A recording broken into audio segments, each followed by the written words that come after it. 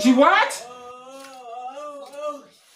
Mwana umuntu avama akasaka umuntu ewe nana umuntu akwitisha ngo ibone akaraka none umuntu nzaribuze kumutsinda hano hantu mu kutima ese umuntu aragenzitera ndibutse kwa padiri babatijwe kandi nabizi uyu munsi no ku cyumweru ntabwo abashiremo imiyaga wana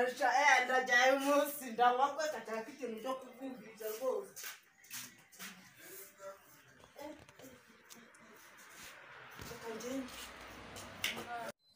abakunzi babyumvuye rwose byumvuye ari umwana mwiza wamutuma gutuza akagenda wamutuma imwe akagenda mbese yagiye twari tumukeneye ku mugabane nko twagiye kumva ngo yari yegomye munsi y'igiti ngo biramukubita tugiye kureba ngo dutabare twasanze umwuka washizemo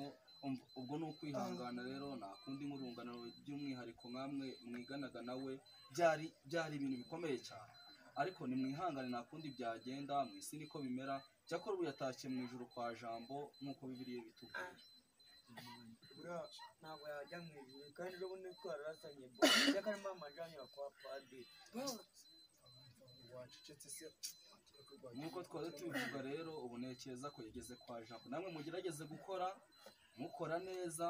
kugira ngo namwe muzamusange aho yagiye mu ijuru kwa jambo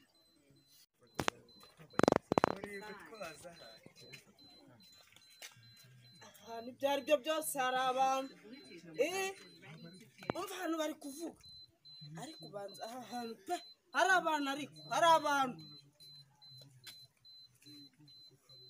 yewe we ndabara nababonye namwe mwikomeza kumva nese byagenda ubwo nta kundi byagenda iyo umuntu yagiye aba yagiye nese byagenda Yesu salama mwana asemwana ko mutishimye semwana simana bo kana batuma karasura yabusamana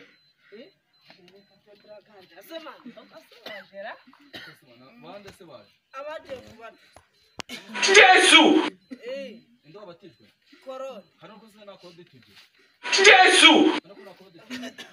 nendiye butare bose ako sundi ntabwo uri umusazi ko yamara She what? Yesu umuntu wese uri kujya najya cira akantu mani tuwe turangana turanywa abajama cyangwa uri umuruzisha ubundi umuntu ntabwo ari wamukubitishije umwana tukatinywera mwana umuntu azabivamo abashinyaguzi umuntu yapfushije umuntu yagize ibibazo n'ubwo yarasazaniye iby'ubutumwa uyu muntu nimumungurira aha ngaha mugire vuba mumungurire hano nuko ujyane mwana utamaye mwana nuko ujyane mwana nuko ngomeza mwana nanjye nzabima mwana